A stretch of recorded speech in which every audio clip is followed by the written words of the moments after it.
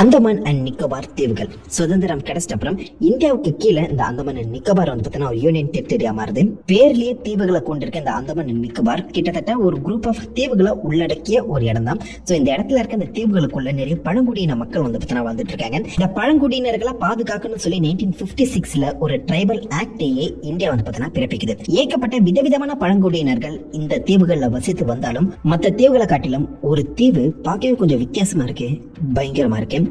The north sentinel தீவு. North sentinel சொல்லும்போது கண்டிப்பா சவுத் சென்டினல் இருக்கதானே செய்யும். அதற்கு நேர்கீழ ஒரு குட்டி தீவு சவுத் சென்டினல் தீவை இப்ப வரைக்கும் இருக்கு. பட் அந்த தீவுல யாருமே வாழல. நார்த் சென்டினல்ல மட்டும் சென்டினலிஸ் அப்படின்னு சொல்லப்படுற ஒரு பழங்குடியினர்கள் வாழ்ந்துட்டு வராங்க. இந்த நார்த் சென்டினல் தீவு எடுத்து பாத்தீங்கன்னா கிட்டத்தட்ட ஒரு பொட்டி போல இருக்குல்ல, சதுரம் போல. பார்க்க பெருசா உங்களுக்கு தெரிஞ்சாலும் இதோடைய மொத்த விட்டவுமே வெறும் 60 ஸ்கொயர் கிலோமீட்டர் தான். இதோடைய நீளம் 8 கிலோமீட்டர், அகலம் 7 கிலோமீட்டர்.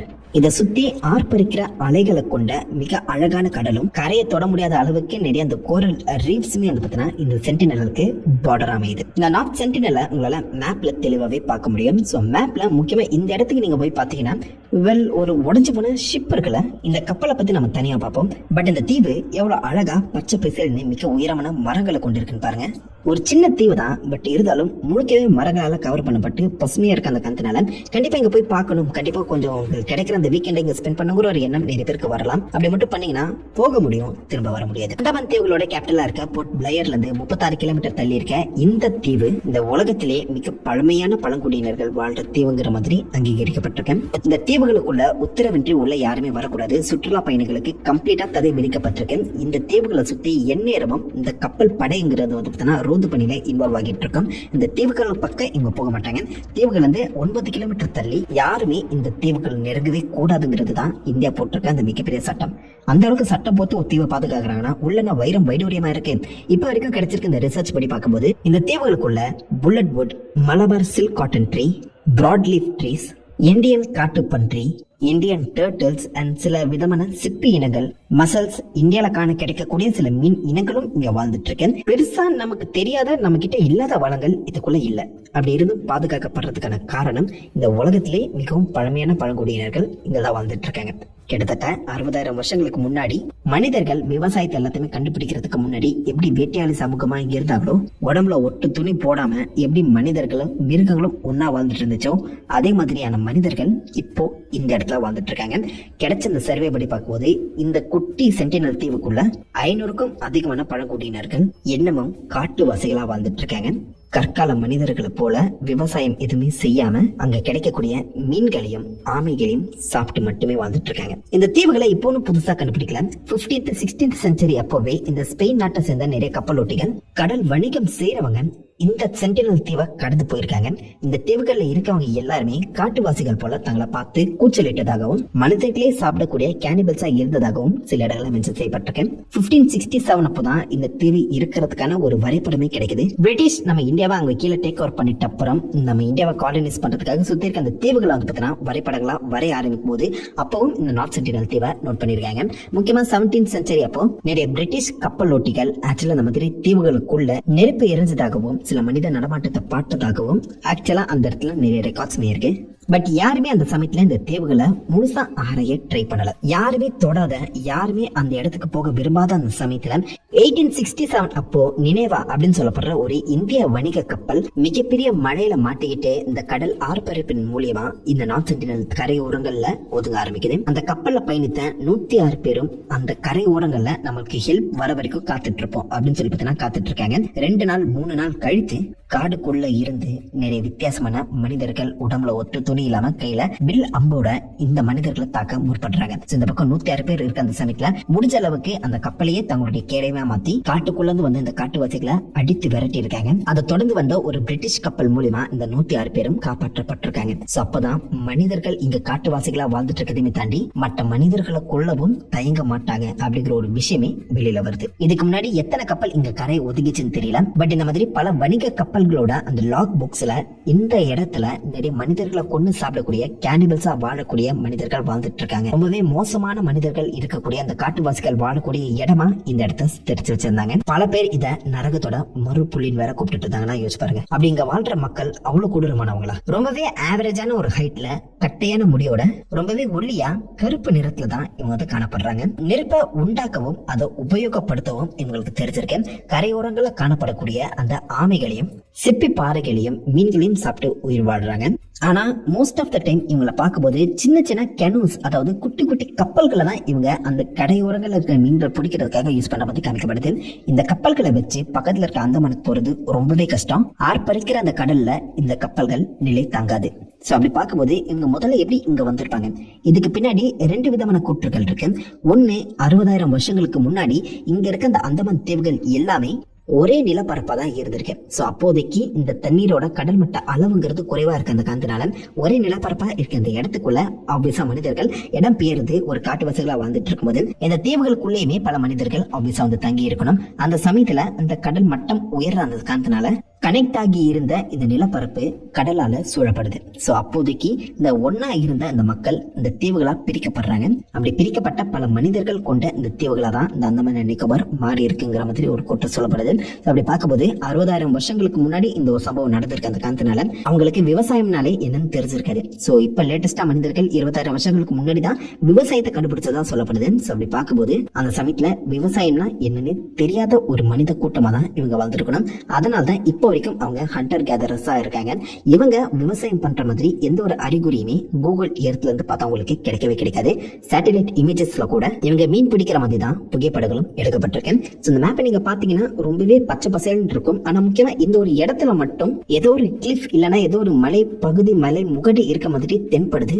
இது என்னன்னு தெரியல. மேபி மலை முகடா இருக்கலாம். எந்த ஒரு மனிதர்களுமே இந்த தீவுகளுக்குள்ள முழுசா போய் ரிசர்ச் பண்ணாத அந்த சமயத்துல இந்த மாதிரி பல மருமகள் ஆக்சுவலா அந்த தீவுகளை ஒளிஞ்சிருது நம்மள வியக்க வைக்கதாங்க செய்யுது.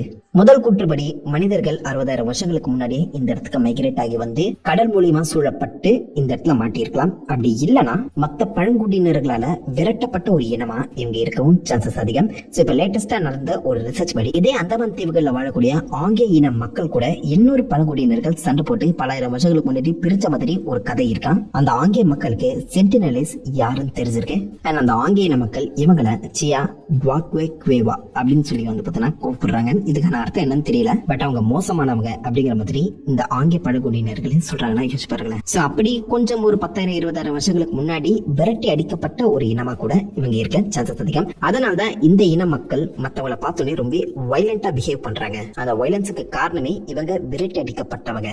யார பார்த்தாலும் கொல்லணுங்கிற ஒரு வெறி அங்கிருந்து தான் வருதுங்கிற மாதிரி சொல்லப்படுது. இவங்க பேசுற அந்த பாஷை ரொம்ப பழமையானதா இருக்கு. அந்தமான் நிக்கோபார் தீவுகள்ல வாழ்ற மத்த இன மக்களுக்குமே இது சுத்தமா புரியாத ஒரு பழமையான பாஷையா தான் இருக்குங்கிற மாதிரியும் சொல்லப்படுது. அதனால கம்யூனிகேஷன் கேப்புமே இப்போ வரைக்கும் மெயின்டைன் ஆகிட்டு இருக்கேன். அவங்க என்ன சொல்ற வராங்க நம்மளுக்கு புரியல, நாம என்ன சொல்ல வரோம்னா அவங்களுக்கும் புரியல. இந்த குரூப்ல பெரும்பாலும் வில்லம்புகளோட வேட்டையாட வரவங்க, மத்தவங்களை பயமுறுத்த வரவங்க ஆண்களா தான் இருக்காங்க. அவங்களுக்கு சப்போர்ட்டிவாவும் அதே சமயத்துல தேவையான இடங்களை இவங்களை தாக்கணும், இவங்க கிட்ட நீங்க வந்து அதிகமா பேசக்கூடாதுன்னு சொல்லி அவங்களை கண்ட்ரோல் பண்றதாகவும் பெண்கள் இருக்காங்க. சோ பலாயிரம் வருஷங்கள் வெளி உலகத்துக்கு கூட எந்த ஒரு கனெக்டுமே ஆகாத இந்த மக்கள் வாழ்ந்துட்டு இருக்க அந்த சமயத்துல தான் இந்தியாவை பிரிட்டிஷ் டேக் கண்ட்ரோல் பண்ணுது.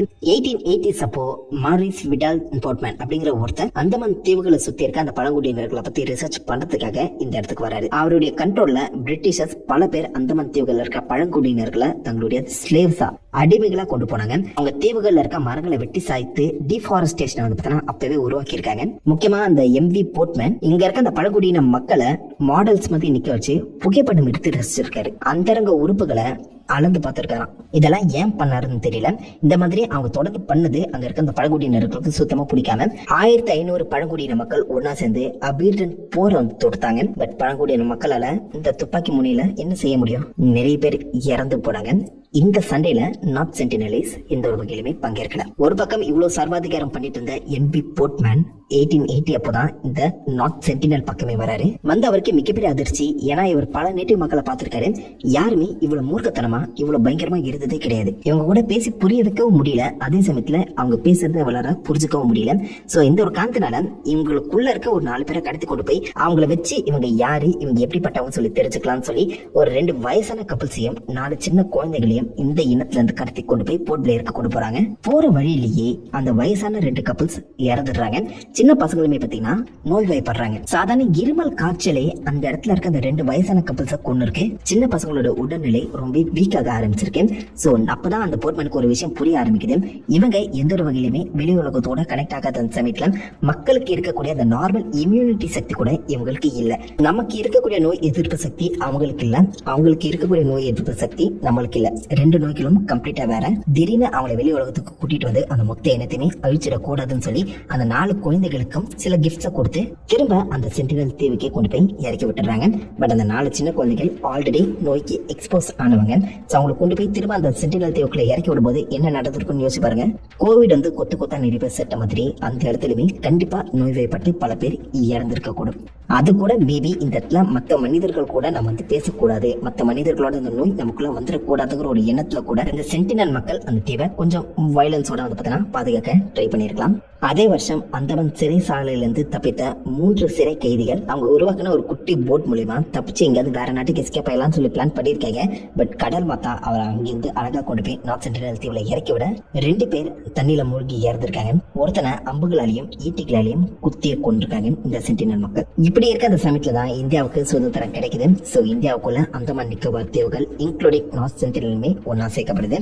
சோ டெக்னிக்கலா பார்க்கும்போது இங்க வாழ்ற எல்லா மக்களுமே இந்தியன்ஸ் தான். பட் இந்தியா இந்த தீவுகளை கணக்கே எடுக்கலங்க. 1956க்கு அப்புறம் தான் இப்படிப்பட்ட தீவுகள் இருக்குங்கிற விஷயமே இந்தியாவுக்கு தெரிய வந்திருக்கு. அப்பதான் இந்த பழங்குடியினர்களை பாதுகாக்கணுங்கிற ஒரு ஆக்டுமே போடப்படுது. பட் என்னதான் இந்த மக்களை பாதுகாக்கணுங்கிற ஒரு எண்ணம் நம்ம கிட்ட இருந்தாலும் இந்த மக்களுக்கு அந்த எண்ணம் எல்லாம் கிடையாது. உள்ள எவன் வந்தாலும் போட்டு தள்ளுவாங்க. அந்த சமயத்துல தான் 100கணக்கான வேலையாட்களோட 16,000 டன் எடையுள்ள ஒரு கார்கோ கப்பல் ஒரு சின்ன பழுதின் காரணமா இந்த இடத்துல கரை ஒதுக்குது. நான் முன்னாடி மேப்ல காமிச்ச பாத்தீங்களா, அதே கப்பல் தான். இந்த கப்பல்ல வேலை பார்த்தவங்க எப்படி தப்பிச்சாங்க? மனிதர்கள் இந்த சென்டினலிஸ்ட் கூட தொடர்ந்து பேசினாங்களா? நமக்கு இவங்களை பத்தி வேற என்னதான் தெரியும்? 1981 வருஷம் எம்பி பிரிம்ரோஸ் சொல்லப்படுற 16,000 டன் எடையுள்ள ஒரு மிக பிரம்மாண்டமான சரக்கு கப்பல் கோழித்தீவனங்களை ஏத்திக்கிட்டு பங்களாதேஷ்ல இருந்து ஆஸ்திரேலியா நோக்கி போயிட்டு இருக்க அந்த சமயத்துல ஒரு மிகப்பெரிய சூறாவளி காத்துல வந்து பாத்தீங்கன்னா சிக்குது. பே ஆஃப் பெங்கால்ல அடிச்ச இந்த சூறாவளி காற்று கொஞ்சம் கொஞ்சமா அந்த கப்பலை அழகழிக்க எங்க போறதுன்னு தெரியாம அந்த கப்பல் கேப்டன் அந்த கப்பலையும் அவங்க கூட மாட்டிக்கிட்ட 31 வர்க்கர்ஸையும் காப்பாத்தி ஆகணும்னு சொல்லி முடிஞ்ச அளவுக்கு அதை கண்ட்ரோல் பண்ண ட்ரை பண்றாங்க. பட் கடல் கூட யாருமே சண்டை போட்டு ஜெயிக்க முடியாது. ஆர்ப்பரிச்ச அந்த கடல் அலை இந்த மிகப்பெரிய கப்பலை பக்கத்துல இருக்க ஒரு தீவு கரை ஓரத்துல தரை தட்டுது. என்ன நடக்குதுன்னு அவங்க சுத்தமா புரியல. வெதர் கண்டிஷன் வேற அதிகமா இருக்க அந்த சமயத்துல கப்பல் கேப்டன் நம்ம எங்க வந்திருக்கோம் சொல்லி பார்த்தீங்கன்னா எட்டி பாக்குறாரு. அவர் கண் முன்னாடி ஒரு மிகப்பெரிய தீவு தெரியுது. ஓகே, இப்போதைக்கு இந்த கப்பல் மூழ்கிற அபாயம் கிடையாது, உள்ள இருக்க அந்த ஒர்க்கர்ஸ காப்பாத்தியாச்சு. சோ ஏதாவது ஆபத்துனா தீவுக்குள்ள போந்து நம்ம சமாளிச்சிடலாம். தீவுல வாழ்றவங்க கண்டிப்பா நமக்கு ஹெல்ப் பண்ணவும் வாய்ப்புகள் இருக்கு. சோ உயிர்களுக்கு எந்த ஒரு ஆபத்தும் கிடையாது, கப்பல் மூழ்க போறதும் இல்ல அப்படின்னு சொல்லி சுதாரிச்சுக்கிட்டு அவர் எங்க இருக்கோ சொல்லி பார்த்தீங்கன்னா அவர் கிட்ட இருக்க அந்த மேப்பை வச்சு தேட ஆரம்பிக்கிறாரு. மேப் படி அவர் கண்டிப்பா இந்தியாவோட ஈஸ்டர்ன் சைட் தான் இருக்கணும். சோ இவர் இப்போ ஆஸ்திரேலியா நோக்கி போயிட்டு இருக்க இந்த சமயத்துல கண்டிப்பா இவங்க வந்த வேகத்துக்கு கப்பலோட திசை மீறி அந்தமான் நிக்கோபார் தீவுகள் பக்கம் ஒதுங்கி இருக்கலாம். சோ அந்தமான் நிக்கோபார்ல யாராவது இருந்தாங்கன்னா கான்டாக்ட் பண்ணி அவங்க கிட்ட ஹெல்ப் கேட்போம். ஏன்னா இந்த 16,000 டன் இடையுள்ள கப்பலை கண்டிப்பா தரையில இருந்து வெளியில கொண்டு வரவே முடியாது. சோ மனித உயிர்கள் முக்கியம், அதனால நாம இங்க இருந்து தப்பிச்சிருவோம், அதுக்கப்புறம் கப்பலை வந்து சால்வேஜ் பண்ணிக்கலாம் அப்படிங்கிற தாட்ல தங்களுக்கு உதவி செய்யுமாறு இப்போதைக்கு அவங்களுடைய கான்ட்ராக்ட் கம்பெனி வந்து பாத்தீங்கன்னா கான்டாக்ட் பண்ண ட்ரை பண்ணிட்டு இருக்காங்க. கான்ட்ராக்ட் கம்பெனி ஹாங்காங்ல இருக்கு. 31 ஒர்க்கர்ஸ் பிளஸ் ஒரு நாயோட மாட்டிக்கிட்டு அந்த கேப்டன் ஒரு பக்கம் எப்படியாச்சும் ஹெல்ப் கேட்கணும்னு சொல்லி அதை பார்த்தீங்கன்னா தொடர்ந்து அந்த கான்ட்ராக்ட் கம்பெனியை கான்டாக்ட் பண்ண ட்ரை பண்ணிட்டு இருக்காரு. இந்த பக்கம் ஒர்க்கர்ஸ் அவங்க கண் முன்னாடி இருக்க அந்த தீவை பார்த்து ரசிச்சுட்டு இருக்காங்க. ஒரு பக்கம் பயம் இருந்தாலும் எப்படியாச்சும் காப்பாத்திடுவாங்க அப்படிங்கிற ஒரு நம்பிக்கை அந்த ஒர்க்கர்ஸ் மத்தியில இருக்கதான் செய்யுது. கேப்டன் வெளியில வந்து பார்க்க அவர் கண் முன்னாடி வெறும் 300 அடியில தரை தெரியுது. ஆனா அந்த தரையை நோக்கி அவங்களால போக முடியல. கடல் ஆர்ப்பரிச்சிட்டு இருக்கு. வெதர் கண்டிஷன் மோசமாகிட்டு தான் இருக்கு. 10 அடி உயரத்துல மிகப்பெரிய அலைகள் இந்த கப்பலை வந்து பார்த்தீங்கன்னா அடிச்சிட்டு இருக்குன்னு யோசிச்சு பாருங்க. அவங்க நினைச்சாலும் இப்போதைக்கு அந்த கரையை நோக்கி போக முடியாது. லைஃப் போட்ஸ் இருக்குதான், பட் அதை யூஸ் பண்ண முடியாத ஒரு கட்டத்துல அவங்க மாட்டிக்கிட்டாங்க. என்ன பண்றதுன்னு தெரியாம யோசிச்சுட்டு அவங்க கண் முன்னாடி அடர்ந்த காடு தான் இருக்கு. அந்த காட்டுக்கு நடுவுல இருந்து திடீர்னு ஒரு உருவம் வெளியில வரத ஒரு ஒர்க்கர் நோட் பண்றாரு. அவர் மத்தவங்களை அலர்ட் பண்ண அந்த ஒர்க்கர்ஸ் அண்ட் கேப்டன் வரதுக்குள்ளேயே அந்த ஒருத்தர் 50 பேரா மாறி நிக்கிறாங்க. உங்க கண் முன்னாடி தீவுல வாழ்ந்துட்டு இருந்த பழங்குடியின மக்கள் 50 பேர் எந்த ஒரு ட்ரெஸ்ஸுமே இல்லாம கையில வில்லும் அம்புகளோட நின்றுட்டு இருக்காங்க. கேப்டனுக்கு என்ன நடக்குதுன்னு சுத்தமா புரியல. அடிக்கடி இந்த ரூட்ல ஓடிட்டு இருந்த கேப்டன் ஒருவேளை நான் கேள்விப்பட்ட அந்த மனிதர்களை சாப்பிடக்கூடிய தீவு இதுவா இருக்குமோ அப்படின்னு சொல்லி சந்தேகிக்கிறாரு. டக்குன்னு தன்னுடைய மேப்பை எடுத்து தேடி பார்த்தா அவர் மாட்டிக்கிட்ட தீவு நார்த் சென்டினல். பட் இது வரைக்கும் யாரும் நார்த் சென்டினல் மக்கள் மனிதர்களை சாப்பிட்ட மாதிரி பார்க்கல, அப்படி கேள்விப்பட்டிருக்காங்க. அந்த சென்டினல் மக்கள் சும்மானோ நிக்கல, அத்தனை பேரும் சின்ன சின்ன குட்டி குட்டி படகுகளை பத்தின ரெடி பண்ண ஆரம்பிக்கிறாங்க. கரையோரங்கள்ல அந்த படகுகள் கட்டப்படுது. இந்த பார்த்த உடனே கேப்டனுக்கு ஒரு விஷயம் புரிச்சு போச்சு. 50 பேரும் இங்க வர போறாங்க, இந்த கப்பலும் சூறையாட போறாங்க, மாட்டிக்கிட்டா நம்மளையும் கதை முடிச்சிருவாங்க. சோ உடனே ஹெல்ப் கேட்டாகணும்னு சொல்லி அவருடைய கான்ட்ராக்டுக்கு ஹெல்ப் கேட்டு கால் பண்றாரு. இந்த முறை லைன் கனெக்ட் ஆயிடுது. அவர் உடனே எங்களுக்கு உதவி செய்யுங்க அப்படின்னு கேட்கல, உடனே எங்களுக்கு துப்பாக்கிகளையும் குண்டுகளையும் கொடுங்க, சீக்கிரமா கொடுங்க, நாங்க ஒரு மிகப்பெரிய ஆபத்துல மாட்டிக்கிட்டோம். என் கண் முன்னாடி 50 பழங்குடியினர்கள் பட்டு பட்டுன்னு சின்ன சின்ன படகுகளை உருவாக்கிட்டு இருக்காங்க, எங்களை நோக்கி வர ட்ரை பண்ணிட்டு இருக்காங்க. எப்படியும் சூரியன் அஸ்தமனம் ராத்துக்குள்ள இங்க வந்துருவாங்கன்னு நினைக்கிறேன். வந்தானா எங்க உசுருக்கு மிகப்பெரிய ஆபத்து. இங்க இருக்கவங்க யாருமே உங்களால உயிரோட பார்க்க முடியாது நம்புறேன். சீக்கிரமா எங்களுக்கு உதவி தேவை, சீக்கிரமா துப்பாக்கிகளை அனுப்புங்கன்னு சொல்லி வெப்பன்ஸை கேட்டு ஆயுதங்களை கேட்டு கால் பண்ணியிருக்காரு. அப்பதான் ஹாங்காங் சென்டருக்கு இதோடைய இன்டென்சிட்டியே புரிய ஆரம்பிக்குது. இது ஒரு மிகப்பெரிய ஆபத்துல இந்த மொத்த டீமுமே மாட்டிக்கிறாங்கன்னு சொல்லி உடனே இந்தியாவுக்கு கால் பண்ணி பக்கத்துல ஏதாவது நேவி ஷிப் இருந்தா இவங்களுக்கு உதவி செய்யுமாறு கேட்க, இந்தியாவுமே அவங்க கிட்ட இருக்க அந்த நேவி ஷிப்பை இந்த கப்பலை நோக்கி அனுப்ப பிளான் பண்றாங்க. பட் அந்த ஷிப் இந்த கப்பலை நோக்கி வரதுக்கு எப்படியும் 1 வாரம் கிட்ட ஆயிடும். அதுக்குள்ளே உள்ள மாட்டிக்கிட்டவங்க உயிருக்கு ஏதாவது ஆபத்து ஏற்பட்டுச்சுன்னா அது இந்தியன் கவர்மெண்ட் மேலதான் பழியா வரும் சொல்லி இவங்களை சீக்கிரமாவே காப்பாத்தி ஆகணும். இதுக்கு ஏதாவது வழி இருக்கான்னு சொல்லி பத்தினா தேட ஆரம்பிக்கிறாங்க. அப்படியே கப்பல் கிட்ட நம்ம வரும்போது உள்ள மாட்டிக்கிட்ட அந்த அவங்க கிட்ட இருக்க அந்த பொருட்களை ஆயுதங்களா மாத்திட்டு இருக்காங்க. சென்டினல் மக்கள் கிட்ட இருந்து தங்களை காப்பாத்திக்க அந்த கப்பலுக்குள்ள இருந்த உதிரி பாகங்களை ஆயுதங்களா உருவாக்குறாங்க. கோடாரிகளாகவும் ஈட்டிகளாகவும் கிடைச்ச அந்த இரும்பு துண்டுகளை மாத்தி கையில பிளேர் கன்ஸ் துப்பாக்கிகள் போல ஏந்தி எப்படியாச்சும் இந்த மக்கள் கிட்ட இருந்து தங்க உசுரை காப்பாத்தணுங்கிற ஒரு எண்ணம் மட்டும்தான் வர்க்கர்ஸ் கிட்ட இருக்கேன். 24 மணி நேரமும் தொடர்ந்து அந்த சென்டினல் மக்கள் என்ன பண்ணிட்டு இருக்காங்கன்னு சொல்லி கண்காணிப்பு வேலைங்கிறது நடந்துகிட்டே இருக்கு. அந்த பக்கம் சென்டினல் மக்கள் சின்ன சின்ன படகுகளை மட்டும் தான் இது வரைக்கும் உருவாக்கி இருக்காங்க. அவங்க கிட்ட இருக்க அந்த அம்பு வெறும் 30 to 40 அடி தூரம் தான் பாயும். இவங்க 300 அடி தள்ளி இருக்க அந்த சமயத்துல கண்டிப்பா அம்புகளை வச்சு ஆபீஸா இவங்களை அடிக்க முடியாது. அதே மாதிரி எந்த ஒரு மிகப்பெரிய சூறாவளி காற்று அலைய ஆர்ப்பரிக்க வச்சு இந்த கப்பல் இந்த கரையோரத்துல தெளிச்சோ, அதே சூறாவளி காற்று அதே அலையோட வேகம் அந்த சென்டினல் மக்கள் உருவாக்கின அந்த படகையும் விட்டு வைக்கல, அவங்களுடைய படகை உடைக்க ஆரம்பிச்சுதான். அதனால சென்டினல் மக்கள் அந்த கடல் அடங்கட்டும்னு சொல்லி காத்துட்டு இருந்தாங்க. உடனடி ஆபத்துங்கிறது இப்போதைக்கு அந்த கப்பல்ல இருக்கவங்களுக்கு இல்ல. சோ அவங்க தொடர்ந்து இந்த சென்டினல் மக்களை வாட்ச் பண்ணிட்டு இருந்தாங்க. அப்பதான் Indian government oil and natural gas commission ONGC மூலமா உள்ள இருக்க அந்த 33 பேருமே காப்பாத்துறதுக்கு ஒரு பிளான் போடுறாங்க. ராபர்ட் போர் அண்ட் விக் வியஸ்பா அப்படின்னு சொல்லப்படுற 2 ஹெலிகாப்டர் சப்போர்ட்டிவ் பைலட்ஸ் ONGC அப்போதைக்கு வேலை செஞ்சுட்டு இருந்தாங்க. இவங்க 2 பேருமே போர்ட் பிளேயர்ல தங்கிட்டு இருக்க அந்த சமயத்துல அப்போதைக்கு போர்ட் பிளேயர் நேவல் டிஸ்ட்ரிக்ட் கமாண்டரா இருந்த அட்மிரல் சாவ்னி கூட வந்து பாத்தீங்கன்னா ஃப்ரெண்ட்ஸா மாறி இருக்காங்க. அந்த அட்மிரல் ஆபீஸ்ல இருந்து இவங்க 2 பேரோட உதவியும் உடனே தேவைன்னு சொல்லி பாத்தீங்கன்னா ஒரு நோட்டீஸ் வருது. இவங்க 2 பைலட்ஸை யூஸ் பண்ணி அப்போதைக்கு அவங்க கிட்ட இருக்க அந்த பேசஞ்சர் ஹெலிகாப்டர் வச்சு எப்படியாச்சும் அந்த 33 பேரை காப்பாத்தணுங்கிறதா பிளான போடப்படுது. இவங்களும் அக்செப்ட் பண்ணி எப்படியாச்சும் அவங்களை காப்பாத்த முற்படுறாங்க. எப்படி காப்பாத்தலாங்கிற அந்த ஒத்திகை எல்லாம் பாக்குறாங்கன்னா யோசிச்சு பாருங்க. இவங்களுக்கு கொடுக்கப்பட்ட அந்த ஹெலிகாப்டர் S-580 கெர்காஸ்கி 16 பேசஞ்சர்ஸ் கொண்டு போகக்கூடிய இந்த பேசஞ்சர் ஹெலிகாப்டர்ல ரோப் லேடரை வச்சு அந்த 33 பேரை காப்பாத்திடலாங்கிற ஒரு பிளான் போடப்படுது. அது ஒரு பேக்கப் பிளான தான் போடுறாங்க. எப்படியாச்சும் அந்த கப்பல்ல இறங்கி அத்தனை பேரை காப்பாற்றணும் தான் அவங்களுடைய பிளான் ஏவா இருக்கு. அண்ட் இதுக்கு சப்போர்ட்டிவா அவங்களுக்கு ஹெல்ப் பண்றதுக்காகவே அப்போதைக்கு நேவல் கமாண்ட் லீடா இருந்த லெப்டினன்ட் கேராக்குமே இந்தியன் சார்பா இவங்க கூட அனுப்பப்படுறாரு. இவங்க உடனே அங்க இருந்து கிளம்பி அந்த ஹெலிகாப்டர் மூலியமா அந்த கப்பலை போய் ரீச் பண்றாங்க. அந்த கப்பலை ரீச் பண்ணும்போது எடுத்த புகைப்படங்கள் தான் இது. இவங்க போற அந்த சமயத்திலையும் அந்த கால சூழ்நிலை சரியா இல்ல, காற்று ஹெவியா அடிச்சிட்டு இருந்துச்சு. இங்க போனது ஹெலிகாப்டர்ல. அந்த இடத்துல அந்த கப்பல்ல 3 கிரேன்ஸ் வந்து பாத்தீங்கன்னா கொடுக்கப்பட்டிருக்கும். 2 கிரேனுக்கு இடைப்பட்ட அந்த இடத்துக்குள்ளதான் இவங்க தரை இறங்கி அந்த வர்க்கர்ஸை காப்பாத்தி ஆகணும். அதாவது இந்த ஹெலிகாப்டர் அந்த விங்ஸுக்கும் அந்த 2 கிரேனுக்கும் இடைப்பட்ட அந்த டிஸ்டன்ஸ் வெறும் 2 அடி தான். பிளஸ் காத்துமே ஹெவியா அடிச்சிட்டு இருக்கேன்.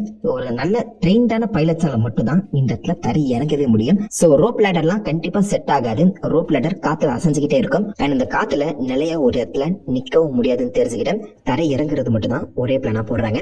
அண்ட் இந்த இடத்துல 2 பைலட்ஸ் அந்த ஹெலிகாப்டர் ஓட்டிட்டு வரத பார்த்த உடனே அங்க இருக்க அந்த காட்டுவாசி மக்கள் எல்லாருமே திரும்ப காட்டுக்குள்ளே ஓடிடுறாங்களாம். இந்த ஹெலிகாப்டரை பார்த்தா அவங்க பயந்தாங்களா இல்லையான்னு சுத்தமா தெரியல. பட் இந்த 2 பைலட்ஸுமே எந்த ஒரு காட்டுவாசி மக்களுமே பார்க்கலங்கிற மாதிரி தான் சொல்றாங்க. சோ எப்படியே சக்சஸ்ஃபுல்லா அந்த 2 கிரேனுக்கும் நடுவுல இவங்க தரை இறக்கிடுறாங்க. பட் மொத்தம் 30 பேரையுமே ஒன்னா அவங்களால ஏத்த முடியாது. அந்த வெயிட்ல கண்டிப்பா டேக் ஆஃப் ஆகுறது கஷ்டம். அதனால உள்ள இருக்க அந்த வர்க்கர்ஸ 3 பேட்சஸா பிரிச்சு 3 முறை நம்ம வந்து இவங்களை ஏத்தி கொண்டு போய் சேஃபா வைக்கிறது மட்டும் தான் ஒரே ஆப்ஷன் சொல்லி எப்படியோ அங்க வேலை செஞ்ச மாட்டிக்கிட்ட எல்லா வர்க்கர்ஸையுமே 10 பேரை காப்பாத்தி கொண்டு போய் சேஃப் கார்ட் பண்ணிடுறாங்க. சோ உள்ள இருக்க அந்த வர்க்கர்ஸ் இப்போதைக்கு சேஃப் ஆயிடுறாங்க. கொஞ்சம் கொஞ்சமா கிளைமேட் கண்டிஷனும் மாற இப்போதைக்கு அந்த கப்பல் மட்டும் தனிமையில அந்த இடத்துல சிக்கிக்குது. சோ ஒர்க்கர்ஸ் சேஃப் ஆனாலும் இப்போதைக்கு அந்த கப்பல் மாட்டிச்சு. கப்பல்ல இரும்பு பொருட்கள் இருக்கு. இப்ப வரைக்குமே அந்த காட்டுவாசி மக்கள் வெறும் வில்களையும் அம்புகளையும் மட்டும்தான் யூஸ் பண்ணிட்டு இருக்காங்க. இரும்புங்கிறது அவங்களுக்கு புதுசு. இரும்பை உருவாக்கக்கூடிய அறிவாற்றல் அவங்களுக்கு இருந்துச்சா இல்லையா நமக்கு தெரியல. பட் இப்போதைக்கு ஒரு மிக பிரம்மாண்டமான 16,000 டன் இடையில ஒரு கப்பல், இரும்பால உருவாக்கப்பட்ட ஒரு கப்பல் அவங்க கண் முன்னாடி இருக்கு. அந்த இரும்பு இப்போதைக்கு இந்த சென்டினல் மக்களை அயனேஜுக்கு புல் பண்ணிருக்கு. இரும்ப கொஞ்சம் கொஞ்சமா அவங்க உபயோகப்படுத்துறது எப்படின்னு சொல்லி கத்துக்க ஆரம்பிக்கிறாங்க. 10 வருஷங்கள் கழிச்சு இங்க மாட்டிருக்க அந்த கப்பலை யாராவது சால்வேஜ் பண்ண ரெடியா இருக்கீங்களா அப்படின்னு சொல்லி இந்தியன் கவர்மெண்ட் ஒரு ஓபன் கான்ட்ராக்ட் விட அந்த கான்ட்ராக்டை MA முகமது அப்படிங்கிற ஒருத்தர் வந்து அண்டர்டேக் பண்ணி 1990s 18 மாசங்கள் தொடர்ந்து இந்த கப்பலை சால்வேஜ் பண்ணிருக்காங்க. அந்த கப்பல் இருந்து கிடைக்கக்கூடிய இரும்பு, அவங்க மிஸ் பண்ணிட்டு வந்த நிறைய தாது பொருட்கள் எல்லாத்தையுமே ஒரு டீம் அந்த கப்பல்லையே தங்கி சால்வேஜ் பண்ணாங்க. அந்த சமயத்திலையும் சென்டினல் மக்கள் இந்த கப்பலுக்கு வந்து போறது வழக்கமா தான் இருந்திருக்கு. ஆரம்பத்துல சால்வேஜ் ஒர்க்கர்ஸ் இந்த மக்களை பார்த்து பயப்படத்தான் செஞ்சிருக்காங்க. வாழைப்பழங்களை கொடுத்து நாங்க உங்களுக்கு தீங்கு விளைவிக்க வரல, நாங்க எங்க வேலையை தான் பார்க்க வந்திருக்கோம் சொல்லி சென்டினல் மக்களுக்கு புரிய வச்சாங்களாம். 18 மாசங்கள்ல அப்பப்போ இந்த சென்டினல் மக்கள் இந்த கப்பலுக்குள்ள வந்து அவங்களுக்கு தேவையான இரும்பு பைப்புகள், இரும்பு தகரங்களை எடுத்துட்டு போவாங்களாம். அண்ட் ஒர்க்கர்ஸும் அவங்களால முடிஞ்ச அளவுக்கு 18 மாசங்கள் தங்கி இந்த மொத்த கப்பலையும் சால்வேஜ் பண்ணிட்டு மிச்சத்தை அங்கே விட்டுட்டு வந்துட்டாங்க. அண்ட் இப்பவும் நார்த் சென்டினலோட நார்த் வெஸ்ட் கார்னர்ல உங்களால அந்த மிச்ச மீதி கப்பல் இருக்கிறத பார்க்க முடியும். வெயிட் பண்ணு, 30 பேர் 3 நாட்கள் அந்த கப்பல்ல தங்கி இந்த மக்களை பார்த்து பயந்துட்டு இருக்க அதே சமயத்துல ஒரு 10-12 வருஷம் கேப்ல சென்டினல் மக்கள் சால்வேஜ் பண்ண வந்து அந்த ஒர்க்கர்ஸை பார்த்து பயப்படாம இருந்தாங்களா? 18 மாசங்கள் அந்த ஒர்க்கர்ஸ் அங்க தங்கி வேலை செஞ்சாங்களா? சென்டினல் மக்களுக்கு வெளி உலகத்து மேல எப்படி நம்பிக்கை ஏற்பட்டுச்சு? அந்த 12 வருஷ கேப்ல என்னதான் நடந்துச்சு? இந்தியாவுக்கு சுதந்திரம் கிடைச்சிட்டு அப்புறம் அந்தமான நிக்கோபார் தீவுகளையுமே இந்தியாவோட ஒரு முக்கியமான பகுதியா வந்து சேர்க்கிறாங்க. சோ அந்த தீவுகளுக்குள்ள பல விதமான பல வித்தியாசமான இண்டிஜினியஸ் மக்கள், அதாவது நேட்டிவ் மக்கள், பழங்குடியினர்கள் பத்தினா வாழ்ந்துட்டு இருக்காங்க. சோ இவங்களை பத்தி தெரிஞ்சுக்கணும். இந்த நாட்டுல இருக்க இந்த தீவுகளுக்குள்ள இருக்க இந்த வளங்கள் என்ன மாதிரி அமைஞ்சிருக்கு, எத்தனை விதமான மக்கள் இருக்காங்க, என்னென்ன மொழிகள் பேசுறாங்க, அவங்களுடைய வாழ்க்கை முறை என்ன மாதிரி இருக்குன்னு சொல்லி தெரிஞ்சுக்கிறதுக்காகவும் அந்த மக்களுக்குன்னு தனியா ஒரு பாதுகாப்பு கொடுக்கறதுக்காகவும் இந்தியன் ட்ரைபல் ஆக்ட் வந்து பத்தினா பிறப்பிக்கப்படுது. அதை தொடர்ந்து இந்த பழங்குடியினர்களை நேரடியா பார்த்து அவங்க கிட்ட இருக்க இந்த டீடைல்ஸ் ரிசர்ச் பண்றதுக்காகவே திரிலோக்நாத் பண்டித்ங்கிற ஒருத்தரை நியமிக்கிறாங்க. அவர் ஒரு ஆந்த்ரோபாலஜிஸ்ட். ஆந்த்ரோபாலஜினா ஒரு மனிதனோட பாஸ்ட் அண்ட் பிரசன்ட் சொசைட்டியை பத்தின ஒரு டீடைல்டான ரிசர்ச் பண்றவங்க தான். திரிலோக்நாத் பண்டித் தலைமையில ஒரு குழு ஆரம்பிச்சு அவங்க அந்த அந்தமான் தீவுகளில் இருக்க பல பழங்குடியினர்களை டைரக்டா போய் மீட் பண்ண ஆரம்பிக்கிறாங்க. அது எல்லாத்தையுமே தனியா படம் பிடிக்கவும் செய்யறாங்க. அந்த மக்களோட வழிமுறை என்னென்ன மாதிரி இருக்குன்னு சொல்லி பல விதமான பழங்குடியினர்களை டைரக்டா திரிலோக்நாத் வந்து மீட் பண்ணியிருக்காரு. முக்கியமா ஜவாரா அண்ட் ஆங்கே இந்த மக்களை வந்து அவர் டீடைல்டாவே ரிசர்ச் பண்ணிருக்காரு. சோ அப்படி அவங்க ரிசர்ச் பண்ணிட்டு இருக்க அந்த சமயத்துல தான் நார்த் சென்டினல் பக்கமும் போறாங்க. 1967 நம்ம திரிலோக்நாத் ஃபர்ஸ்ட் நார்த் சென்டினல் தீவுக்கு பக்கம் போறாரு. சோ இவங்க கிட்டத்தட்ட ஒரு 20 ல இருந்து 25 பேர் கொண்ட ஒரு குழுவா போறத பார்த்த உடனே அந்த சென்டினல் மக்களை பல பேர் வந்து பாத்தீங்கன்னா பயந்து உள்ள ஓடினாங்களாம். சோ இதை பார்த்த உடனே திரிலோக்நாத் நம்ம அந்த பழங்குடியினர்களை பயமுறுத்துறோம் போல, நாங்க நல்லவங்க தான், இந்த இடத்துக்கு உங்களுக்கு உதவி செய்ய தான் வந்திருக்கோம் சொல்லி இவங்களுக்கு தெரிஞ்ச ஒரு ஆங்கே பாஷையில, அதாவது மத்த பழங்குடியினர்களோட ஒரு பாஷையில கத்தி கூச்சலிட்டு இருக்காங்க. பட் அது அவங்களுக்கு சுத்தமா புரியல. என்ன சொல்றாங்கன்னு புரியாம அவங்க உள்ள ஓடி ஒளிய இந்த 25 பேரும் உள்ள காட்டுக்குள்ள இறங்கி அந்த மக்களோட வாழ்விடம் என்ன மாதிரி இருக்குன்னு சொல்லி பாத்துருக்காங்க. இயற்கை வாழ்வியலோட ஒன்றிணைஞ்ச மாதிரி இருக்க இழைத்தலைகளை வச்சு சின்னதா ஒரு குடிசை அமைச்சு அந்த குடிசைக்கு முன்னாடி நெருப்புமே எரிச்சிருக்கிறதுக்கான ஆதாரங்கள் பத்தி நான் கிடைச்சிருக்கேன். பட் அதிக நேரம் இங்க ஸ்பெண்ட் பண்ண கூடாதுன்னு சொல்லி அவங்க பார்த்த எல்லா அந்த குடிசைக்கு முன்னாடியே சின்ன சின்ன தேங்காய்களை வச்சுட்டு அங்க இருந்து வெளியில வந்திருக்காங்க. ஏன் தேங்காயை கிஃப்டா கொடுத்தாங்க? வெல், அந்த தீவுகள்ல இது வரைக்கும் யாருமே தேங்காயை பார்த்ததே கிடையாது. காரணம், தென்னை மரங்கள் அங்க வளர்றது இல்ல. தேங்காயை உணவாகவும் சாப்பிடலாம். சோ இது ஒரு பெர்ஃபெக்ட் கிஃப்டா இருக்கும்னு சொல்லி பாத்தீங்கன்னா ஒவ்வொரு குடிசைக்கு முன்னாடியே ஒரு தேங்காயை வைத்துட்டு வந்ததான் சொல்லப்படுது. நம்ம அதிக பேர் வர அந்த சமயத்துல இந்த சென்டினல் மக்கள் நம்மளை பார்த்து பயப்படுறாங்க. சோ நம்ம கம்மியா ஒரு குட்டி டீம் அமைச்சு இந்த சென்டினல் மக்களை பத்தி நிறைய தெரிஞ்சுக்கணும், அவங்க கூட டைரக்டா பேசணுங்கிற ஒரு தாட்ல அந்த டீம் மெம்பர்ஸ் ஒரு 10 இல்லனா 5 பேரா சுருக்கி திரும்பவும் வந்து பாத்தீங்கன்னா சென்டினல் பக்கம் வந்து இந்த திரிலோக்நாத் பண்டித் தலைமையில இருந்து போறாங்க. இந்த முறை மோர்லைக் அவங்களுடைய இந்த வாழ்வியல படம் பிடிக்கிறதுக்காக கேமரா பண்ணி பத்தினா கூட்டிட்டு போறாங்க. பட் இந்த முறை சென்டினல் மக்கள் பயந்து ஓடல. சோ அவங்க கையில வில் அம்புகளோட இவங்க இறங்கினா போட்டு தள்ளிடணும் அப்படிங்கிற ஒரு முடிவோட வந்து பாத்தீங்கன்னா வாசல்லே அவங்க எங்க வராங்களோ அந்த இடத்துல நின்று இருக்க மாதிரி தெரிய வருது. அண்ட் அதுலயுமே குறிப்பிட்ட ஒருத்தன் கரையில இருந்து எய்த ஒரு அம்பு டைரக்டா கேமராமேனோட கால்லயே வந்து பாத்தீங்கன்னா வந்து பட்டிருக்கேன். அண்ட் அந்த அம்பு எய்தவர் நான் உன்னை குறிப்பாத்து அடிச்சிட்டான் பாத்தியா அப்படின்னு சொல்லி நையாண்டி பண்ணி கேலியுமே செஞ்சிருக்காராம். சோ சிரிச்சு டான்ஸ் ஆடி அதை செலிப்ரேட்டும் பண்ணிருக்காங்க. உள்ள வந்தா எல்லாருக்கும் இந்த ஒரு நிலைமை தான் ஏற்படும் அப்படிங்கிற மாதிரி அவங்கள வார்ன் பண்ணவும் செஞ்சிருக்காங்க. மத்த பழங்குடியினர்களை இவங்க எப்படி நல்லவங்களா மாத்தி அந்த இடத்துல அவங்க கூட ஒரு சின்ன கான்டாக்ட் ஏற்படுத்தினாங்களோ அதே ஒரு மெத்தட நார்த் சென்டினல் பக்கமும் இங்க யூஸ் பண்ணலாம் ஒரு முடிவுக்கு வராரு திரிலோக்நாத் பண்டித். அதாவது சிம்பிளா கிஃப்ட் கொடுக்கறது. சோ ஒரு நாள் இந்த மாதிரி சென்டினல் மக்கள் இல்லாத ஒரு கரை ஓரத்துல உயிரோட இருக்க ஒரு பன்றி ஒரு பெண் பொம்மை, ஒரு கார் பொம்மை, அலுமினியத்தால ஆக்கப்பட்ட சில பாத்திரங்கள் அண்ட் கொஞ்சம் தேங்காய்கள் சொல்லி பார்த்தீங்கன்னா அது ஒரு மூட்டையா கட்டி கிஃப்டா வச்சுட்டு போயிருந்திருக்காங்க. அவங்க என்ன பண்றாங்கன்னு சொல்லி வெளியில நின்று வேடிக்கையும் பார்க்க ஆரம்பிச்சிருக்காங்க. சோ கொஞ்ச நேரம் கழிச்சு வந்த அந்த சென்டினல் மக்கள் அந்த பன்றியை இவங்க பார்க்கும்போது கொடூரமா கொன்று எந்த இடத்துல அவங்க வச்சிருந்தாங்களோ அதே இடத்துல பழம் சொல்லி புதைச்சிருக்காங்க. அது கூடவே சேர்த்து பன்றியோடயே சேர்த்து சில பொம்மைகளையுமே பாத்தீங்கன்னா புதைச்சிட்டு அவங்க கொடுத்த அந்த தேங்காய்களையும் அந்த அலுமினிய பாத்திரங்களை மட்டும் எடுத்துட்டு உள்ள ஓடி இருக்காங்க. சோ சென்டினல் மக்களுக்கு என்னதான் வேணுங்கிறது திரிலோக்நாத் பண்டித்தோட தலைமையில இருக்க அந்த குழுக்கு சுத்தமா புரியவே இல்லை. என்ன பண்றதுன்னு தெரியாம இந்த டீம் வந்து பாத்தீங்கன்னா பலமுறை இந்த மொத்த தீவையுமே சுத்தி சுத்தி வள வரதையுமே தாண்டி எங்கெல்லாம் அந்த மக்களை பாக்குறாங்களோ அந்த இடத்துல எல்லாம் இந்த சின்ன சின்ன தேங்காய்களை பாத்தீங்கன்னா தண்ணியில போட்டு நாங்க நல்லவங்க தான், நாங்க உங்களுக்கு ஹெல்ப் பண்ணாதான் வந்திருக்கோம் சொல்லி டான்ஸ் ஆடி பாட்டு பாட்டிலாம் வர காமிச்சிருக்காங்க. சோ திரும்ப திரும்ப இவங்க முகத்தையே பார்த்துட்டு இருக்க அந்த சமயத்துல சென்டினல் மக்களும் இவங்களை கண்டுக்காமலே சில இடங்களை விட ஆரம்பிச்சிட்டாங்களாம். வழக்கமா இவங்களை நோக்கி எப்போதுமே அம்பை எய்து குறி வைத்து காத்துட்டு இருந்தவங்க சில இடங்கள்ல இவங்க கிடக்கிறான்னு சொல்லி கண்டுக்காம விடுறதுமே தாண்டி பல இடங்கள்ல முதுக காட்டி டான்ஸ் ஆடி இருக்காங்களாம். பட் என்னதான் இவங்க முயற்சி செஞ்சாலும் அவங்களால அந்த கரை ஓரத்துல அந்த மக்கள் கூட பேச முடியல. ஆங்கில இனத்தை சார்ந்த ஒரு பழங்குடியினரை கூட்டிட்டு வந்து அவருடைய பாஷையிலேயே வச்சு இந்த சென்டினல் மக்கள் கூட பேசவும் ட்ரை பண்ணிருக்காங்க. பட் ஆங்கில இன மக்கள் பேசுனது சென்டினல் மக்களுக்கு சுத்தமா புரியல. அண்ட் ஆங்கில இனத்தை சார்ந்த அந்த பழங்குடியினரே எங்களோட இவங்க ரொம்ப பயங்கரமா இருக்காங்க அப்படிங்கிற மாதிரி சொல்லியிருக்காங்களாம். என்ன பண்றதுன்னு தெரியாம கிட்டத்தட்ட 20 வருஷங்கள் இப்படிதான் ஓடுது. கண்டிப்பா இவங்க கூட கடைசி வரைக்கும் பேச முடியாது அப்படின்னு நினைச்சிட்டு இருக்க அந்த சமயத்துல தான் 1991 இந்த டீம்ல புதுசா ஒரு ஆள் வந்து சேர்றாங்க.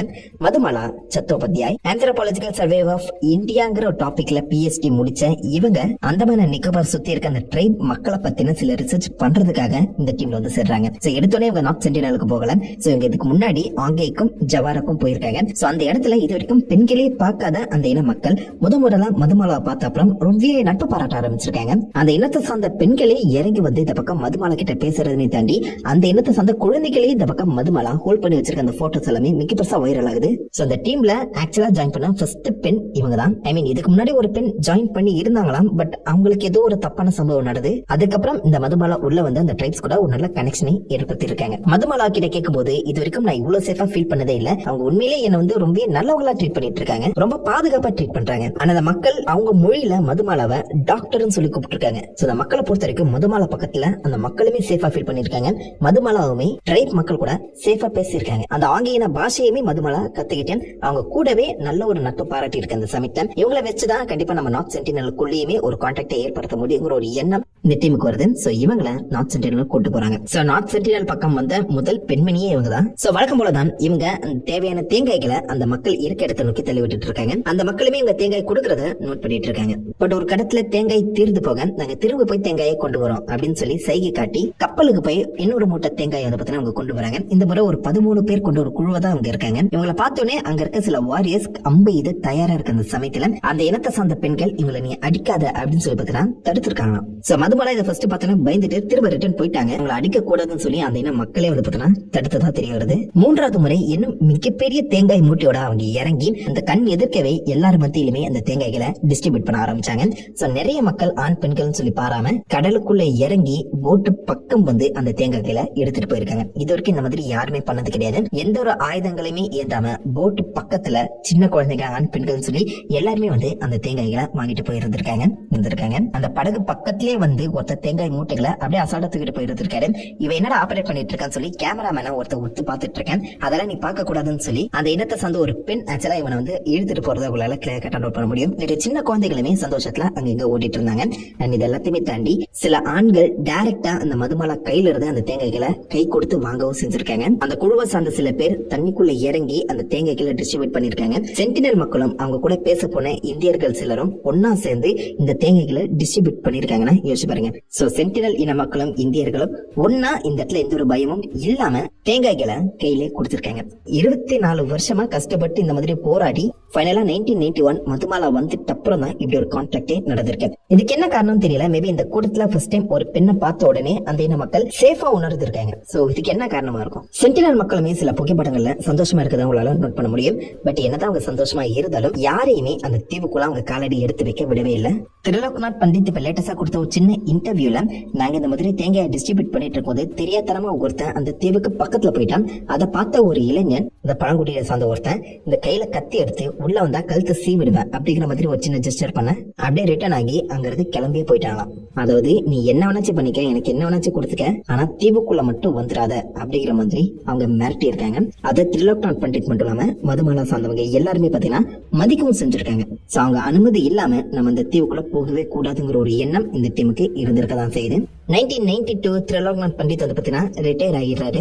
அதை தொடர்ந்து 1997 வரைக்கும் அந்த மக்களுக்கு கிஃப்ட் கொடுக்கறது, அவங்க கூட கான்டாக்ட் பண்ண ட்ரை பண்றது சொல்லி பல வேலைகள் நடந்துட்டு இருக்கதான் செஞ்சிருக்கு. பட் அந்த சமயத்துல சிக்கன் பாக்ஸ் வந்து பாத்தீங்கன்னா கொஞ்சம் அதிகமா பரவ ஆரம்பிச்சிருக்கு போல.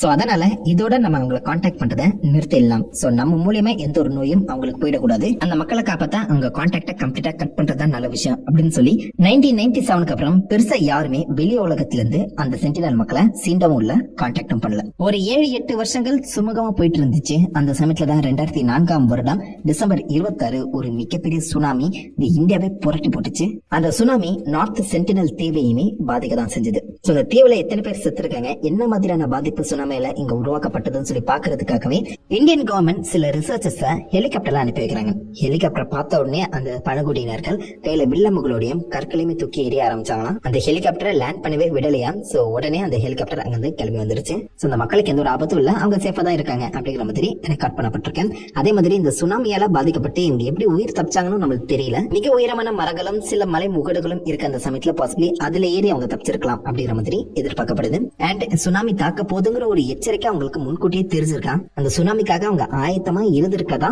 சொல்லப்படுது.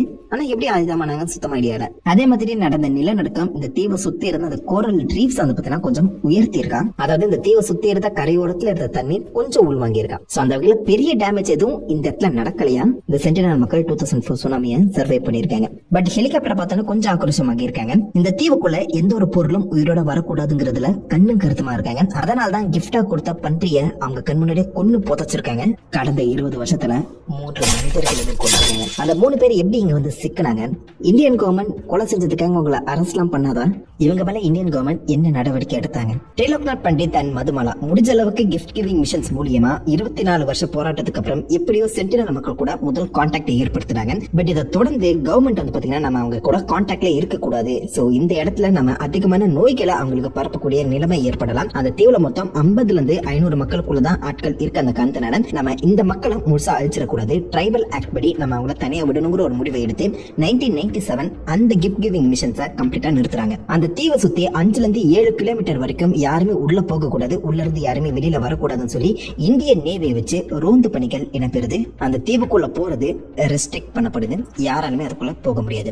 இப்படி இருக்க அந்த சமயத்துல அந்த தீவு பக்கத்துல தான் அதிகமான நண்டுகள், அதுவும் சுவைமிக்க நண்டுகள் கிடைக்கும்.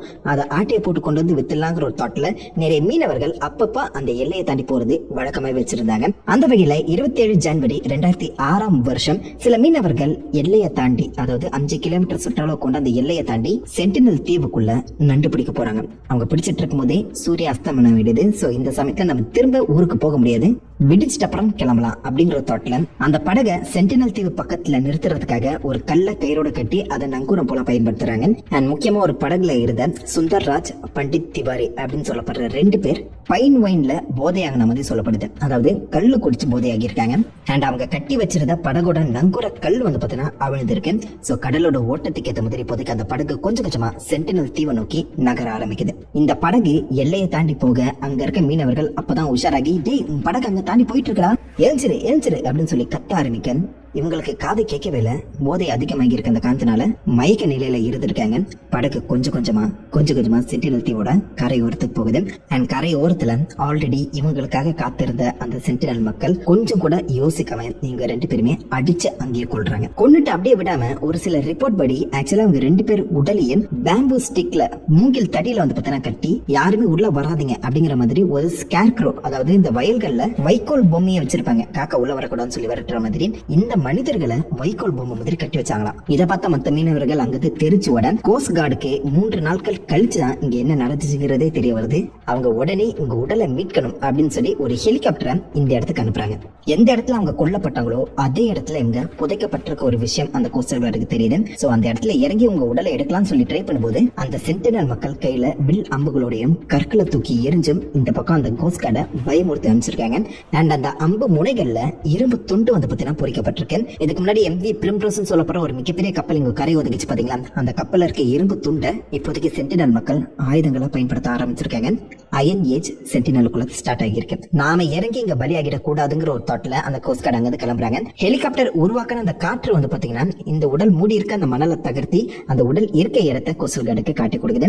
அதை பார்த்தோன்னா ஒருத்தர் செம்ம ஷாக் ஆயிடுறாரு. நான் அவங்களை கொன்னு உரிச்சு சாப்பிட்டுருப்பாங்கன்னு நினைச்சேன், அவங்க கேனிபல்ஸ் சொல்லி கேள்விப்பட்டேன், ஆனா இந்த இடத்துல அவங்க புதைக்கப்பட்டிருக்காங்க, அது கொஞ்சம் ஆச்சரியமா தான் இருந்துச்சு அப்படின்னு சொல்லி மென்ஷன் பண்ணிருக்காரு. இதுக்கு முன்னாடி கொடுத்த அந்த தேங்காய்களையும் கொடுத்த எல்லா கிஃப்டையுமே சந்தோஷத்தோட அதுவும் பக்கத்துல வந்து வாங்கின இந்த சென்டினல் மக்கள் இப்ப ஏன் 2 ஃபிஷர்மேனை கொல்லணும்? ஏன்னா இவங்களும் படகுல தான் வந்திருக்காங்க, மேபி கிஃப்ட் கொடுக்க வந்திருக்கலாமே, ஏன் கொல்லணும்? அதே ஒரு கேள்வி அந்தமான் சுத்தி மிக பெருசா எழ ஆரம்பிக்குது. எல்லாருமே இவங்களை மர்டர் கொலையாளிகள் சொல்லி முத்திர குத்தி அரெஸ்ட் பண்ணுங்க, ப்ராசிக்யூட் பண்ணுங்கன்னு சொல்லி கேள்விகளை எழுப்ப ஆரம்பிச்சாங்க. ஏன்னா டெக்னிக்கலா இது இந்தியாக்குள்ள தான் வருது, இந்தியாக்குள்ள இருக்க சட்டம் இவங்களுக்கும் பாயதான் செய்யும். ஆனா இந்தியன் கவர்மெண்ட் அது மேல எந்த ஒரு ரியாக்ஷனுமே எடுக்காம சென்டினல் மக்களை தனியா விடுங்க, அவங்க பக்கம் நீங்க போகாதீங்க அப்படிங்கிற மாதிரி அந்த மக்களை தனிமைப்படுத்த தான் ட்ரை பண்ணிட்டு இருக்காங்க. ஏன் இவ்வளவு திடீர்னு கோவப்பட்டாங்க சொல்லி யாருக்கும் தெரியல. அப்போதைக்கு ஆந்த்ரோபாலஜிக்கல் லீடரா இருந்த ஒருத்தர் சொன்ன ஒரு விஷயம், கிஃப்ட் கொடுக்கறத நாங்க டக்குன்னு நிறுத்திட்டோம், கொஞ்சம் கொஞ்சமா படிப்படியா நிறுத்தி இருக்கணும், நாங்க வரப்போறது இல்லங்கிற ஒரு விஷயத்த சென்டினல் மக்களுக்கு அறிவிச்சிருக்கணும். அப்படி சொல்லாம டக்குன்னு நிறுத்தினது மேபி அவங்களுக்கு கோவத்தை கிளப்பி விட்டுருக்கலாம். இப்படி கொலை செய்ய தூண்டினதுக்கும் அதுதான் காரணமா இருக்கணுங்கிற மாதிரி சொல்றாரு. பட் அது உண்மையான்னு தெரியல. அந்த பார்டர் ரெஸ்ட்ரிக்ஷனை இப்போதைக்கு இந்தியா அதிகப்படுத்துறாங்க, யாருமே உள்ள போக கூடாதுங்கிற மாதிரி வலியுறுத்துறாங்க. இந்த செய்தி உலகம் முழுக்க பரவ ஆரம்பிக்குது. இப்படிப்பட்ட மனிதர்களும் இருக்காங்களான்னு சொல்லி உலக மக்கள் வியப்படைகிற அந்த சமயத்துல இந்த மக்களை நான் திருத்தி காமிப்பேன்னு சொல்லி ஒருத்தர் US இருந்து கிளம்பி அந்தமானுக்கு வராரு. John Allen Chau. சின்ன வயசுல இருந்து வெளியிடங்களை சுத்தி பாக்குறதுல மிகப்பெரிய ஆர்வம் கொண்டவர் தான் ஜான் ஆலன் சாவ். ட்ரெக்கிங் போறது அண்ட் ஒரு இடத்தை யாருமே போகாத ஒரு இடத்தை சுத்தி பாக்குறது இருக்கு ரொம்ப பிடிக்குமா. அண்ட் சின்ன வயசுல ஒரு கிறிஸ்டியன் ஃபேமிலியில வளர்ந்த அந்த சமயத்துல இயேசு கிறிஸ்து மேல அதிகமான நம்பிக்கை கொண்டவரா இருந்திருக்காரு. ஜீசஸோட அந்த மொழிகளை நான் எல்லாருக்குமே பரப்பியே தருவேன், முடிஞ்ச அளவுக்கு கிறிஸ்டியானிட்டியா பரப்புங்கிற ஒரு மிஷனரியா அவர் அவருடைய வாழ்க்கையை நியமித்திருக்காரு. சோ அந்த சமயத்துலதான் சென்டினல் மக்கள் இந்த மாதிரி 2 பேரை கொண்டு இருக்காங்க, காட்டு மிராண்டிகளா இருக்காங்கிற ஒரு விஷயம் ஜான் ஆலன் சாவுக்கு தெரிய வர இயேசுவோட வார்த்தைகளை அறியாம சென்டினல் மக்கள் இப்போதைக்கு சாத்தானோட கைப்பிடியில இருக்காங்க, அவங்கள நான் கண்டிப்பா மாத்தி தருவேன், அந்த மக்களை சாத்தான் பிடியில இருந்து நான் விடுவிப்பேன் அப்படின்னு சொல்லி அந்த மக்கள் திருத்தணுங்கிற ஒரு முடிவு எடுக்கிறாரு. சுத்தி இருக்கவங்க எல்லாருமே அதை நீ பண்ணக்கூடாது, இது உனக்கு தேவையில்லாத வேலை அப்படின்னு சொல்லி வந்து வலியுறுத்தி அவனை தடுத்து நிறுத்த பார்த்திருக்காங்க. அவங்க அப்பா கொண்டு நீ இப்படி இருக்காத அப்படிங்கிற மாதிரி சொல்ல அவர் வந்து என்ன தெரியுமா மென்ஷன் பண்ணிருக்காரு, கடவுள் என்ன இந்த உலகத்துல படைச்சதுக்கு காரணம் சென்டினல் மக்களை மாற்றி அமைக்கத்தான், அதை நான் செஞ்சு தீர்வுங்கிற மாதிரி முடிவெடுத்தேன். அங்கிருந்து கிளம்பி 4 வருஷங்கள் இதுக்காகவே ப்ரிப்பேர் பண்ண ஆரம்பிக்கிறாரு. சென்டினல் மக்கள் என்னென்ன பாஷை பேசுவாங்க, எப்படி அவங்க கூட கம்யூனிகேட் பண்றது, இதே மாதிரி மத்த காட்டுவாசிகள் யாராவது இருந்தாங்கன்னா அவங்க கூட போய் பேசி பழகி அந்த காட்டுவாசி வாழ்க்கை முறை என்ன மாதிரி இருக்குன்னு சொல்லி கத்துக்கிறது, காட்டுவாசிகளோட வாழ்க்கை முறை சென்டினல் மக்களுக்குமே பொருந்தும்னு சொல்லி எல்லா விதமான ரிசர்ச்சுமே பண்ணி 4 வருஷங்கள் எதுக்காகவே ப்ரிப்பேர் ஆகுறாரு. 2016ஆம் வருஷம் அந்தமான் பக்கம் வராரு. போர்ட் பிளேயர்ல இறங்கி அங்க இருக்க மத்த காட்டுவாசிகள் கூட பழக ஆரம்பிக்கிறாரு. கொஞ்சம் கொஞ்சமா அவங்களுடைய வாழ்க்கை முறைகளை தெரிஞ்சுக்க ஆரம்பிக்கிறாரு. தன்னைத்தானே கடவுளோட தூதுவனா நினைச்சுக்கிட்டு இந்த பக்கம் எப்படியாச்சும் சென்டினல் மக்களை திருத்தணுங்கிற ஒரு முடிவுல சென்டினலை நோக்கி நவம்பர் 14ஆம் தேதி கிளம்புறாரு. ஒரு லோக்கல் மீனவரை கன்வின்ஸ் பண்ணி எப்படியோ அங்கிருந்து கிளம்பி நார்த் சென்டினலோட அந்த ரெஸ்ட்ரிக்டட் லைன் வரைக்கும் போறாங்க. பட் நான் இதை தாண்டி வந்தா என்ன அரெஸ்ட் பண்ணிடுவாங்க, இதுக்கப்புறம் நீங்களா தான் போகணும் அப்படிங்கிற மாதிரி அந்த மீனவர் சொல்ல சின்னதா ஒரு படகு கயாக்குன்னு சொல்லுவாங்க, அதுல ஜான் ஆலன் சாவ் தன்னுடைய உடைகளை கலட்டி வெறும் ஜட்டியோட 2 மீன்களையுமே எடுத்துக்கிட்டு படக துடுப்பு போட்டு மெதுவா இந்த சென்டினல் நோக்கி போறாரு. இவங்க வரத தூரத்துல சென்டினல் மக்கள் பாத்துறாங்க. இவர் கொஞ்சம் கொஞ்சமா கிட்ட போக போக எதிர்ல கரையோரத்துல சென்டினல் மக்களோட எண்ணிக்கை கூடிக்கிட்டே இருக்கு. இதை பார்த்து ஜான் ஆலன் சாவ் பயந்துகிட்டே, இங்க பாருங்க நான் கடவுளோட தூதுவன், உங்ககிட்ட கடவுள் இயேசு கிறிஸ்த பத்தி சொல்ல வந்திருக்கேன், இயேசு உங்களை நேசிக்கிறார் அப்படின்னு அவர் சொல்றாரு. பட் இந்த ஒரு விஷயம் சென்டினல் மக்களுக்கு புரியல. அவங்க கத்தி கூச்சலிட ஆரம்பிக்கிறாங்க. அந்த கூச்சலை கேட்டு பயந்து போன ஜான் ஆலன் சாவ் தான் கிட்ட இருந்த 2 மீன்களை தூக்கி சென்டினல் மக்கள் இருக்க அந்த திசை பக்கம் போட்டுட்டு அப்படியே ரிவர்ஸ்ல திரும்ப அவர் வந்து படகை நோக்கியே போயிடுறாரு. ஏன்னா மக்கள் அந்த அளவுக்கு கூச்சலிட ஆரம்பிச்சிருக்காங்க. இப்ப போறது சரியில்லைங்கிற மாதிரி அவர் முடிவெடுத்து ரிட்டர்ன் போய் அங்க என்னென்னலாம் நடந்துச்சுன்னு சொல்லி ரிட்டர்ன்ல ஜேர்னல் மாதிரி எழுத ஆரம்பிக்கிறாரு. அந்த ஜேர்னல்ல கடவுளோட வார்த்தைகளை சொல்ல வந்துட்டு இப்படி நான் பயந்து ரிட்டர்ன் ஆனதை நினைச்சா எனக்கே வெட்கமா இருக்கேன், திரும்ப நான் முயற்சி பண்ண போறேன் அப்படின்னு சொல்லி திரும்பவும் இறங்கி அடுத்த நாள் சென்டினல் தீவு கரை ஓரத்துக்கு போயிடுறாரு. இப்ப கரை ஓரத்துக்கு பக்கத்துல சின்ன சின்ன குடிசைகள் இருக்கதா நோட் பண்றாரு. அந்த குடிசைகளுக்குள்ள இருக்க ஒரு சின்ன பையனும் கையில வில்லம் போட வெளில வந்து நிக்கிறான். அவனை சுத்தி இப்போதைக்கு நிறைய ஆட்கள் ஒன்னா குவிய ஆரம்பிக்கிறாங்க. ஜான் ஆலன் சாவ் கையில பைபிளை வச்சுக்கிட்டு கடவுளோட வார்த்தைகளை சொல்ல வந்திருக்கேன். இந்த புத்தகத்துல இருக்க வார்த்தைகள் உங்களை திருத்தம். என் கடவுள் இதை உங்ககிட்ட கொடுக்க சொன்னாருன்னு சொல்லி அவர்கிட்ட இருந்த மீன் பிடிக்கக்கூடிய தூண்டில் கொக்கிகள், சின்ன சின்ன மெட்டல் துண்டுகள் சொல்லி எல்லாத்தையுமே தூக்கி எறிய ஆரம்பிக்க அந்த ஆப்போசிட்ல இருந்த மக்கள் கத்தி கூப்பாடு போட ஆரம்பிக்கிறாங்க. சோ நான் சொல்றது அவங்களுக்கு புரியல போல. அவங்க பேசுறதே நான் திரும்ப அவங்க கிட்ட பேசினா மேபி அவங்களுக்கு புரியும்னு நினைச்சு அவங்க என்ன சொன்னாங்களோ அதையே இந்த ஜான் ஆலன் சாவும் திரும்ப ரிப்பீட் பண்ண ஆரம்பிக்கிறாரு. இதை கேட்டோன்னே சென்டினல் மக்கள் அதை பத்தினா சிரிக்கிறாங்களாம். ஒருவேளை அவங்க கெட்ட வார்த்தை சொல்லியிருப்பாங்களோ, அதனால நான் திரும்ப பேசும்போது சிரிக்கிறாங்களோ அப்படிங்கிற ஒரு எண்ணம் ஜான் ஆலன் சாவுக்கு எழுவ இதுக்கப்புறம் பேசி பிரயோஜனம் கிடையாதுன்னு சொல்லி கடவுள் சம்பந்தப்பட்ட ஒரு பாட்டை பாட ஆரம்பிச்சாராம். இதை கேட்டோன்னே சென்டினல் மக்கள் கொஞ்ச நேரம் அமைதியா இருந்திருக்காங்க. ஒருவேளை இது வேலை செய்தோங்கிற மாதிரி ஆக்சுவலா இந்த ஜான் ஆலன் சாவ் கையில அந்த புக்கை தூக்கி வச்சு பாட ஆரம்பிக்க அந்த குட்டி பையன் ஜானை நோக்கி அம்பு எதிரான். அந்த அம்பு இவர் கையில வச்சிருந்த அந்த பைபிள் வந்து தொலைக்குது. தொலைச்ச அம்பை இந்த பக்கம் ஆலன் கையில இருந்து புடுங்கி எடுத்து அவர் கயாக்க நோக்கி ஓட ஆரம்பிக்கிறாரு. பட் அந்த கயாக்கு இப்போதைக்கு சென்டினல் மக்கள் கிட்ட மாட்டிருச்சு. திரும்ப போக வழியே இல்லை. அண்ட் அந்த கயாக்குள்ளதான் ஆலன் சாவோட பாஸ்போர்ட் எல்லாமே இருந்திருக்கு. சோ அதை இப்போதைக்கு சென்டினல் கிட்ட இருந்து வாங்க முடியாதுன்னு சொல்லி அவர் நீந்தியே அங்கிருந்து அந்த கப்பலை நோக்கி போயிடுறாரு. சோ கயாக்கோட சேர்த்து பாஸ்போர்ட் அண்ட் அவர் கொண்டு வந்த உடைமைகள் எல்லாமே சென்டினல் மக்கள் கிட்ட மாட்டிருச்சு. சோ இவர் இப்ப நினைச்சாலும் அந்த பாஸ்போர்ட் இல்லாம திரும்ப அவருடைய சொந்த ஊருக்கு போக முடியாது. ஆலன் சாவ் அவருடைய ஜேர்னல்ல இந்த மக்கள் வந்து கண்டிப்பா சாத்தான் பிடிக்கல தான் இருக்காங்க, அதை என்னால எடுக்க முடியலனாலும் கண்டிப்பா கடவுளோட வார்த்தைகளை சொல்லி அதை விளக்க ட்ரை பண்ணுவேன். இந்த மக்கள் நான் இவ்வளவு பெரிய ஒரு கப்பல் இங்க வந்து நிக்கிறத நினைச்சுதான் பார்த்து பயப்படுறாங்க போல. சோ அந்த ஒரு காரணத்தினால இந்த கப்பலை நாளைக்கு நான் அனுப்பிட்டு தனியாலா என்ன நடந்தாலும் பரவாயில்லன்னு சொல்லி அந்த தீவுக்கு நாளைக்கு போக போறேன். இந்த இடத்துல நான் நாளைக்கு சாகிறதுக்கான வாய்ப்புகள் அதிகமா இருக்கு. அப்படி நான் அந்த தீவுல தான் சாகுறேன்னா என் பேரை சொல்லி இந்த மக்களை யாரும் துன்புறுத்தாதீங்க. இது என்னுடைய சொந்த முடிவு. நான் இங்க வந்தது என்னுடைய சொந்த உழைப்புல தான். எங்க அப்பா அம்மாவை கடைசியா பார்க்கணும்னு ஆசையா தான் இருக்கு. நான் உயிரோட இருந்து பல உண்மைகளை மக்கள் கிட்ட சொல்லணும்னு ஆசைப்படுறேன். என்னால உயிரோட இருந்து இந்த மக்களுக்கு பல நன்மைகளை செய்ய முடியும். பட் நான் சாகணுங்கிறது கடவுளோட முடிவா இருந்தா இயேசுவே அதை நான் ஏத்துக்கிறேன் அப்படிங்கிற மாதிரி அவர் ஜேர்னல்ல கடைசியை எழுதி வச்சுட்டேன். அந்த ஃபிஷர்மேன் மீனவர்கள் கிட்ட என்ன இங்க தனியா விட்டுட்டு நீங்க கிளம்புங்க, இதுக்கு மேல நடக்கிறத நான் பாத்துக்கிறேன்னு சொல்றாரு. முடிஞ்ச அளவுக்கு மீனவர்கள் சாவை கன்வின்ஸ் பண்ண ட்ரை பண்ண சாவ் இல்ல இதை நான் தனியா தான் பண்ணி ஆகணும்னு சொல்லி மீனவர்களை எச்சரித்துட்டு அங்கிருந்து ஒரு சின்ன கயாக்ல நவம்பர் 17 அந்த தீவை நோக்கி போறாரு. அதுக்கப்புறம் என்ன நடந்துச்சுன்னு தெரியல. கொஞ்ச நேரம் கழித்து அந்த மீனவர்கள் என்ன நடக்குதுன்னு சொல்லி எட்டி பார்த்தா அந்த சாவோட உடலை சென்டினல் மக்கள் தரன்னு இழுத்து கொண்டு வந்து புதைக்க தயாரானாங்க. சாவு போட்டிருக்க அந்த ட்ரெஸ்ஸை பார்த்து தான் இது உண்மையிலே சாவோட உடல் தான் அப்படிங்கறத அந்த மீனவர்கள் கன்ஃபார்ம் பண்றாங்க. அவன் செத்துட்டான், இதுக்கப்புறம் இங்க இருக்கிறது சேஃப் கிடையாதுன்னு சொல்லி அந்த மீனவர்கள் உடனே சாவு சம்பந்தப்பட்ட சில பொருட்களை எடுத்துக்கிட்டு அங்கிருந்து கிளம்பி திரும்ப அந்தமான் போர்ட் பிளேயரை நோக்கி வராங்க. அந்த இடத்துல சாவு சம்பந்தப்பட்ட பொருட்களையும் அவர் எழுதின அந்த ஜேர்னலையும் இந்த சாவோட ஃப்ரெண்ட் கிட்ட கொடுக்க அந்த ஃப்ரெண்ட் ரைட்டு சாவு செத்துட்டாங்கிற ஒரு உண்மையும் அவருடைய அப்பா அம்மா கிட்ட சொல்ல அவங்க அப்பா அம்மா US எம்பசி மூலியமா அந்தமான கான்டாக்ட் பண்ணி நடந்த உண்மைகளை விசாரிக்க ஆரம்பிக்கிறாங்க. ஒரு மர்டர் கேஸ் ஓபன் பண்ணப்படுது. சோ என்னதான் இந்த அந்தமான் போலீஸ் அண்ட் ஆபீஸ் அவங்களை சுத்தி இருக்க அந்த ஆபீஷியல்ஸ் ட்ரை பண்ணாலும் அவங்களால சென்டினலுக்குள்ள போய் அந்த சாவோட உடலை மீட்டு கொண்டு வர முடியல. சோ இதுக்கு காரணமா இருந்த அந்த மீனவர்களை அரெஸ்ட் பண்றாங்க. அந்த மீனவனுக்கு ஜான் எவ்வளவு தெரியுமா காசு கொடுத்தாரு? 25,000 ரூபாய். அதுக்கு ஆசைப்பட்டு இப்போதைக்கு அந்த மீனவன் அரெஸ்ட் பண்ணப்படுறான். யாரும் உள்ள போக கூடாதுன்னு சொல்லி தடை இன்னும் பலப்படுத்தப்படுது. மர்டர் கேஸ் ஓபன் ஆக்கப்பட்டிருந்தாலும் இப்ப வரைக்கும் எந்த ஒரு விதமான நடவடிக்கையும் அந்த சென்டினல் மக்கள் மேல ஏற்படுத்தப்படல. இன்டர்நேஷனல் அமெரிக்கன் டூரிஸ்ட் இங்க வந்து செத்து போயிட்டான் அப்படின்னு சொல்லப்படுற ஒரு விஷயம் உலகம் முழுக்க மிக பெருசா பேசப்படுது. மக்கள் ரெண்டா பிரியறாங்க. ஒரு பக்கம் அவங்க அவங்களுடைய இடத்தை பாதுகாக்க ட்ரை பண்றாங்க. நீங்க வெளியில இருந்து போய் அவங்களுக்கு ஏதாவது நோயை கொடுத்துட்டு வந்தீங்கன்னா உள்ள இருக்க 200-300 பேர் கொத்த செத்துருவாங்க. கோவிடுக்கு எத்தனை பேர் செத்தாங்க ஞாபகம் இருக்குல்ல? சோ அப்பதான் கோவிட் வேற ஸ்டார்ட் ஆக ஆரம்பிச்சது.